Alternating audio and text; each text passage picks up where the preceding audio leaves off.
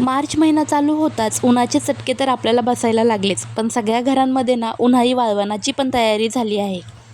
मग म्हटलं चला आपण पण आज साबुदाण्याच्या पळीपापड्या करून घेऊ.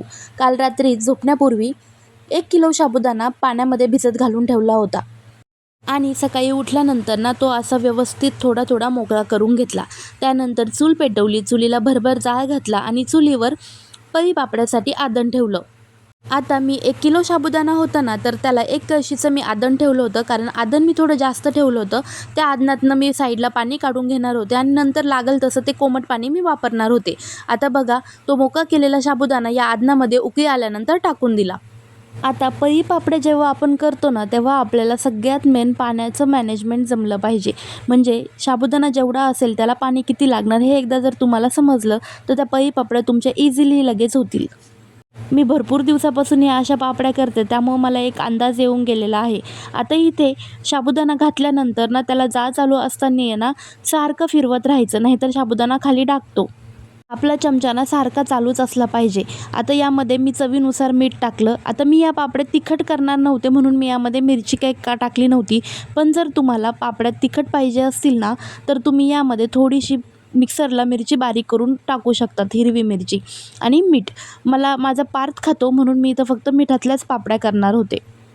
10 ते 15 मिनटं चांगलं चुलीवर याला शिजवून दिलं आणि शिजल्यानंतर ना मग इथे एका बाजेवरनं कागद अंथरवला आणि त्यावर या पापड्या तयार करायला घेतल्या. आता तुम्ही बघू शकता माझं थोडंसं नॉर्मल पातळ आहे म्हणून पापड्या पण इकडं-तिकडं थोड्याशा होत आहेत. म्हणजे एवढ्या नाही पण थोड्या तरी होत आहेत.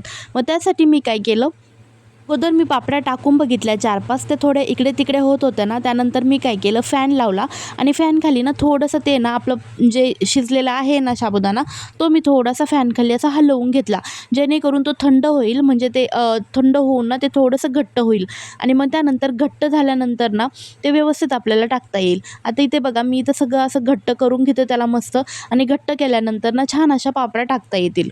आता इथे पापडी टाकताना ना थोडी एक काळजी घ्यायची की पापडी खूप जास्त पातळ करायची नाही, कारण वाळल्यानंतर ना ती लवकर उलटत नाही आणि मग तुटून जाते.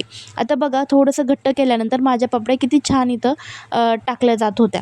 घट्ट केल्यानंतर ना मस्त अशा गोलगरीत पापड्या टाकता आल्या आणि त्यानंतर ना बाज आम्ही उन्हामध्ये घेतली आणि आता ह्या पापड्या वाळतील.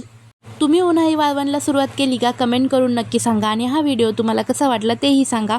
आणि आपल्या चॅनलला असेच नवीन व्हिडिओ बघण्यासाठी सबस्क्राईब करायला विसरू नका. बाय.